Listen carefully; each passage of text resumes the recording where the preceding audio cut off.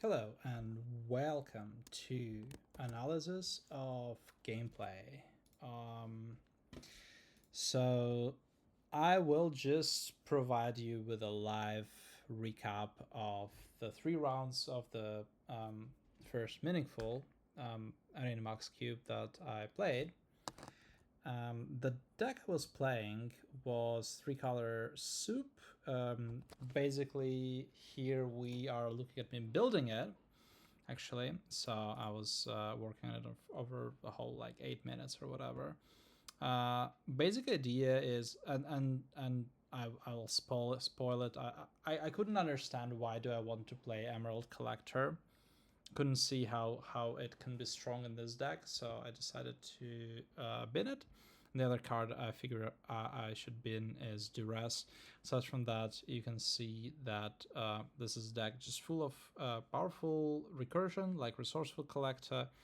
We're gonna cut Atraxa next to becoming Greater Hoof, of course.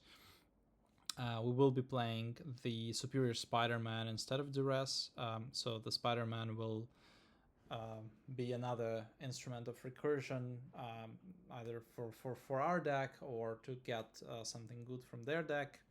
Actually, I had a turn in this draft where Superior Spider-Man, recurring Ignoble Hierarch, giving Nado Exalted, allowed me to kill Minsk and Boo and then eventually win the game. So that was quite cool. Aside from that, this is your normal Nado plus Sylvan Safekeeper nonsense. I have a bunch of fight spells which can accidentally trigger Nado. Aside from that, it's not much going on. We actually have things that can target Nado isolated here, but basically every game we draw Nado, we will find something we can target Nado with at least once, so at least it's as good as Leovold, and eventually, I mean, they need to kill it, so they will give me one card as well. So yeah, just a normal deck. We have black for value. We're drafting. You can watch draft video. We're drafting in a pretty disciplined way. We're picking up fetchlands. The point of the draft I'm the most proud about was when I saw this little badger mole cub in Pack 2. I obviously was hoping to get Wasteland or Strip Mine. Obviously, with Badger Mole, it pops off. But there was also a fetch in that pack, so I cashed in my Cogwork just for a super boring peak of Badger Mole Cub plus a fetch, and Badger Mole Cub indeed delivered. So that was a lot of fun. Yeah, here I'm just learning my cards and so on, and then eventually I was ready with the deck. So we can proceed to reviewing without making friends. We can proceed to reviewing the next one, which is, so here I was building. This is round 1. Yeah, so in round 1 we were paired against, let me try to remember, against what was it? I don't know. Well, let's see. So yeah, we started with a mulligan decision. It is a pretty clear cut.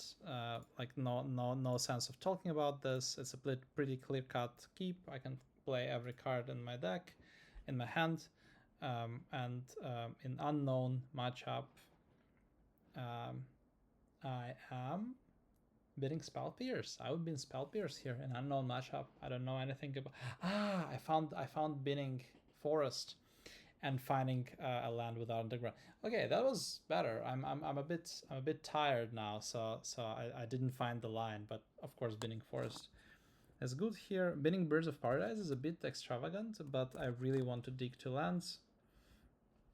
And now I want to dig 2 lands even more, and here I'm doing like, okay, well, what am I gonna do? Not play Fanatic of Fronas, so I have to cash the fetch land here, so I'm walking on thin ice. My opponent showed me a mountain, going Fanatic of Fronas, just hoping to get a land and then hoping to develop Questing Beast, which I do. My opponent plays Malevolent Rumble, and now I don't have a value play, so I don't have like a fetch land to Badger Mole, but you know, we'll still get in there. Oh yeah, I remember this game. Yeah, so they showed me sneak attack from Malevolent Rumble, and I'm actually calculating. Okay, like they will have an extra land if they have a land drop, right? They will be able to pay for spell pierce. My plan was to pierce their sneak attack, make them tap out, and then go with Pest Infestation. But actually, my opponent just proceeded to not paying for spell pierce in this spot. And it was a really, really annoying. It was really, really scary. It felt like they have something better, which they did. They had bone shards, and they proceeded with looting. And here I felt kind of fine because, like, it was not clear for me kind of what is going on. Like, why did they decide to just kill my thing instead of looting. Instead of just paying for the tax. But yeah, maybe they figured that this is very important. I mean, I can see them being a 6 making them a bit uncomfortable, especially if they didn't have the target for a sneak in their hand.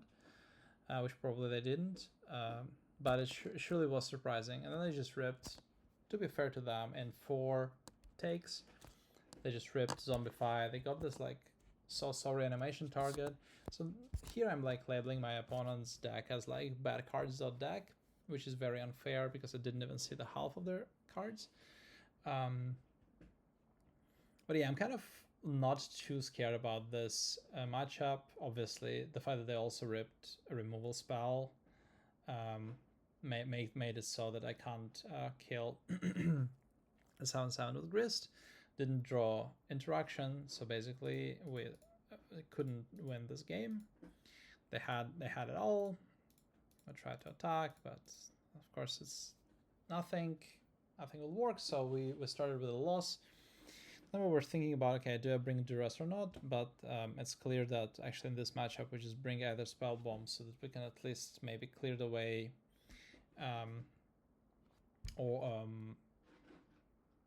or like take a hit from the reanimation and then like bring it back into the hand so that they actually have to work for it to reanimate it again. So Spell Bomb is maybe not great against Reanimator because obviously all the reanimation targets have ETB.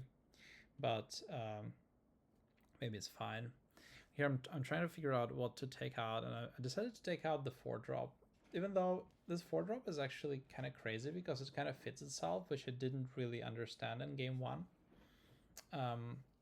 Knowing what I know about this 4-drop will make analogous decision more hard.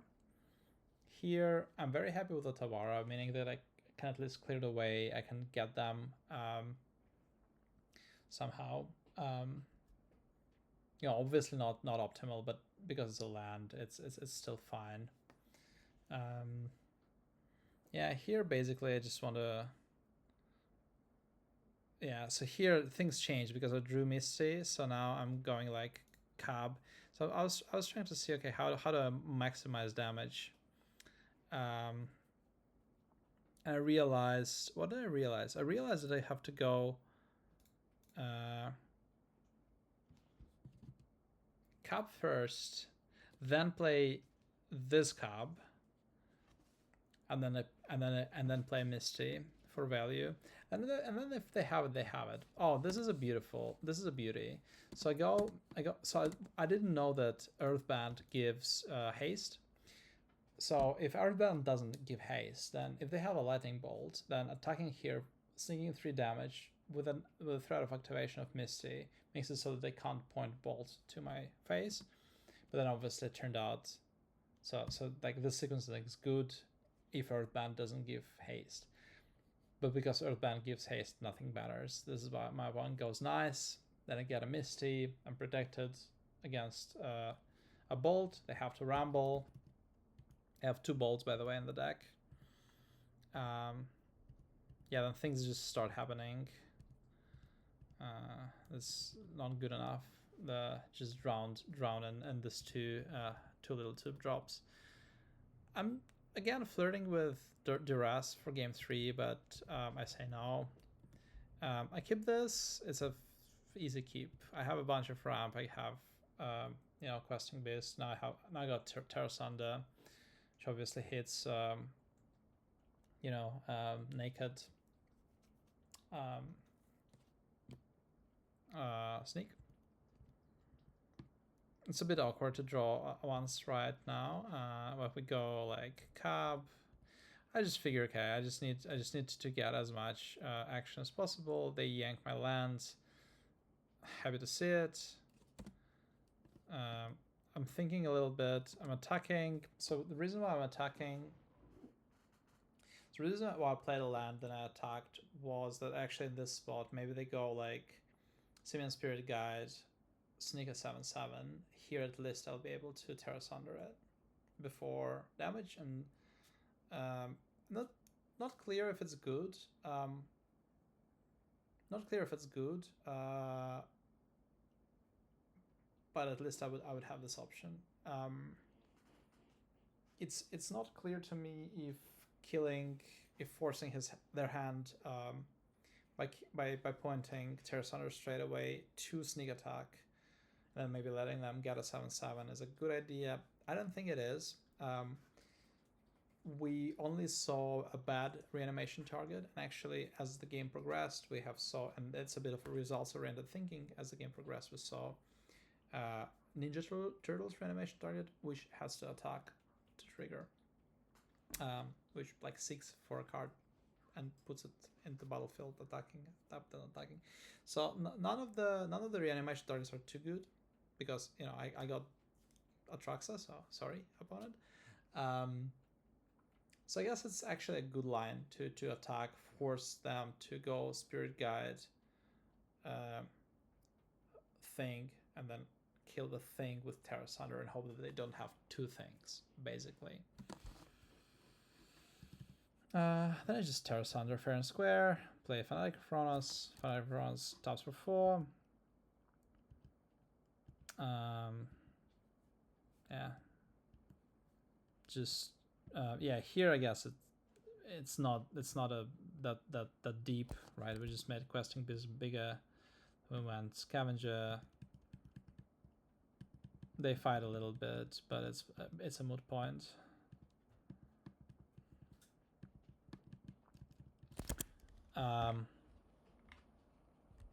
Wait, what? Hold on.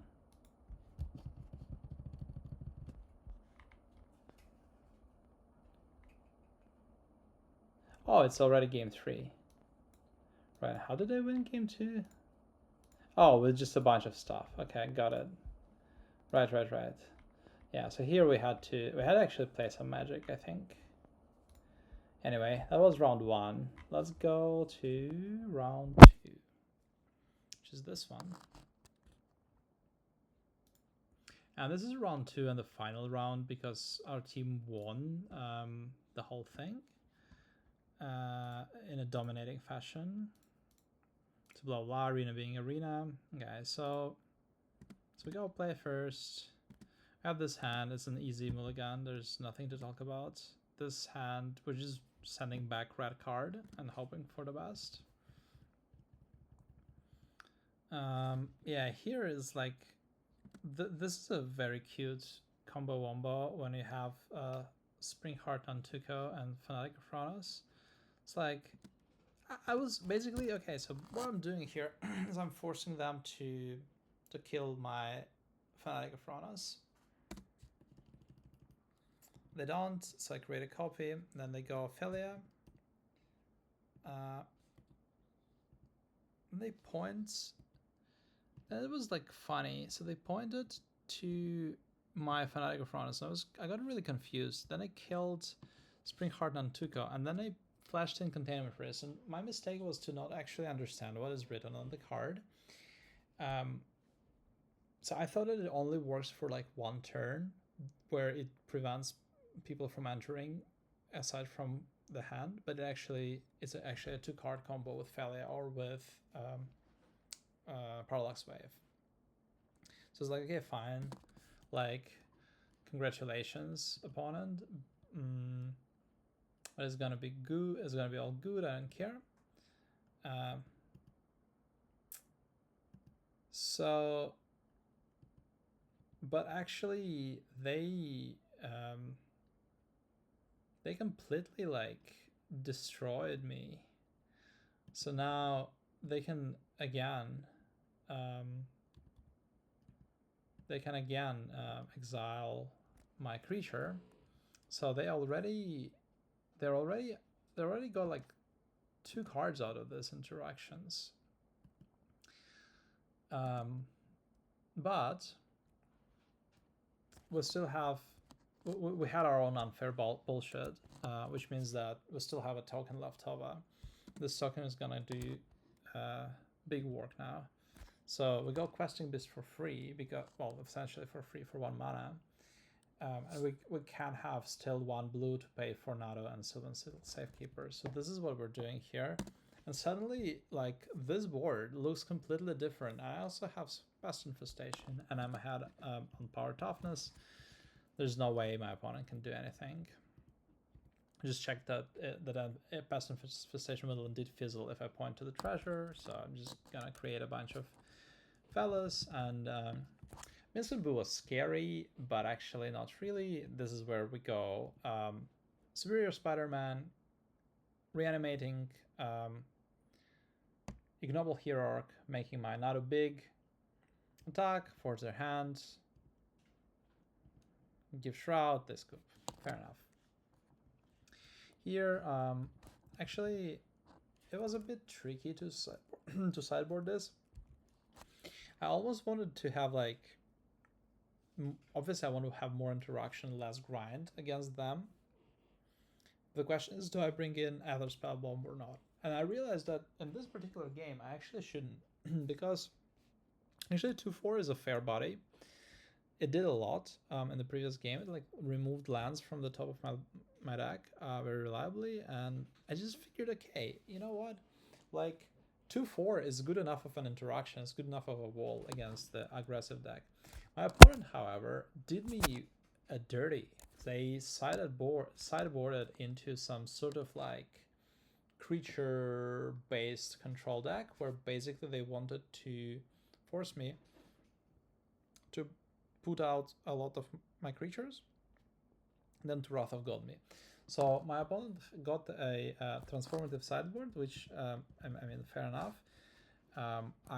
I didn't know about it. I bet that my opponent was very happy, well, very upset to see that I kept Spell Pierce in my deck, but very happy to see that I milled it with my Surveil.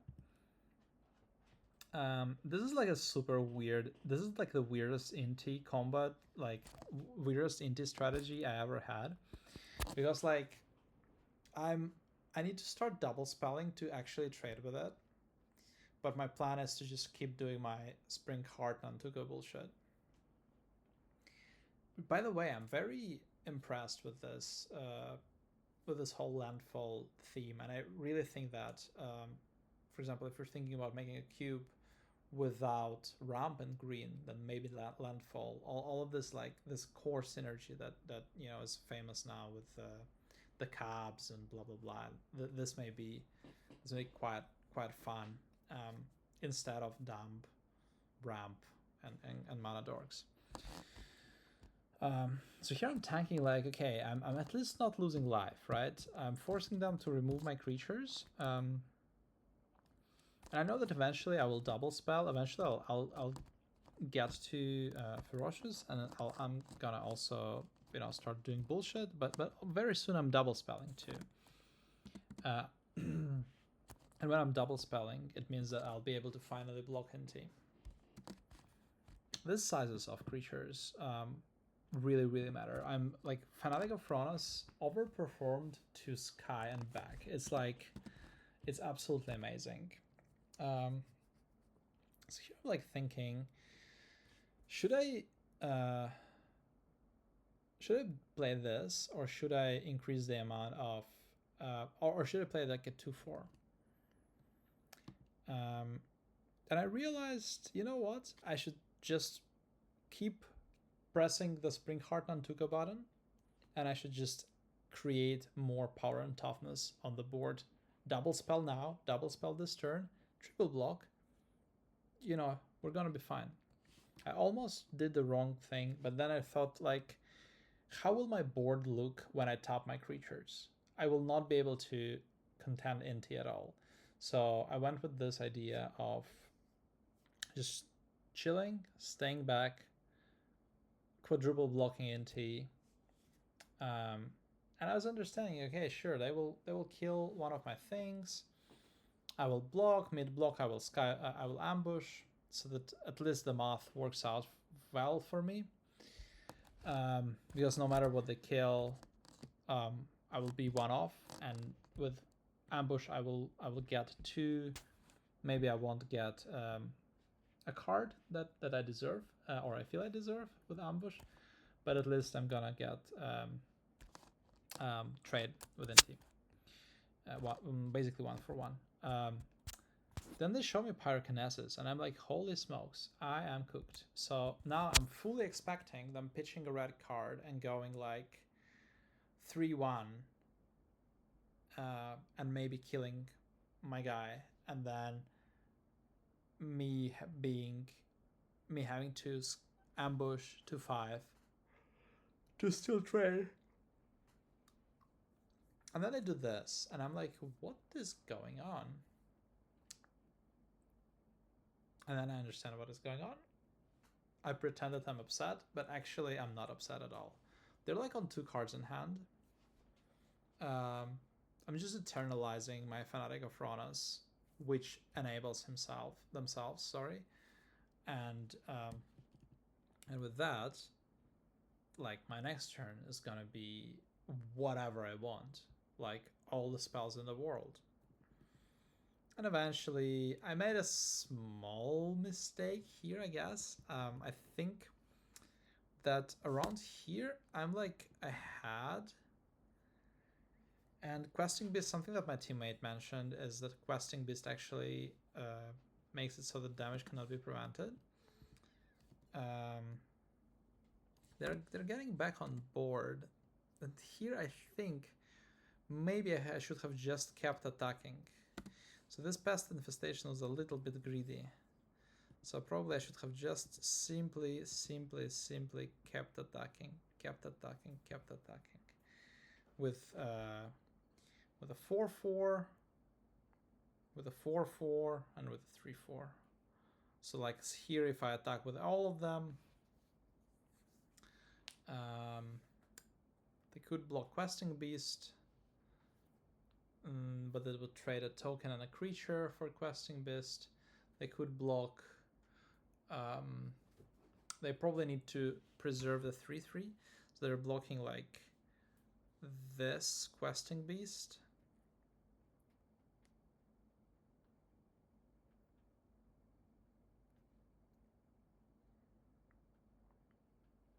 And then maybe champing the Fanatic of Thronos. So then they're gonna be like,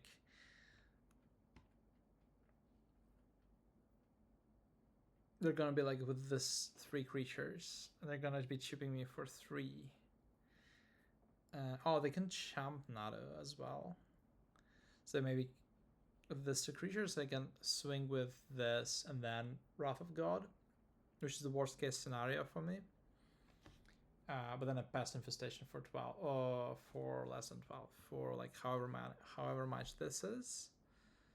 Actually, how much is this? Because this is gonna be like 1, 2, 3, 4, 4 plus 4. So it's 8. So it's gonna be X equals. So it's gonna be like 6 dudes. So it's still a kind of 2-turn clock, but like a good one.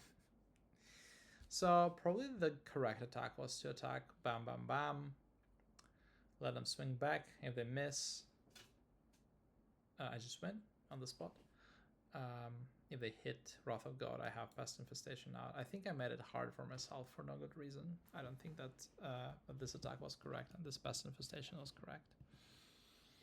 So anyway, thus we dominated the draft, and round 3 was cancelled. So that's my season 1, episode 1. Thank you so much for watching, and see you next time.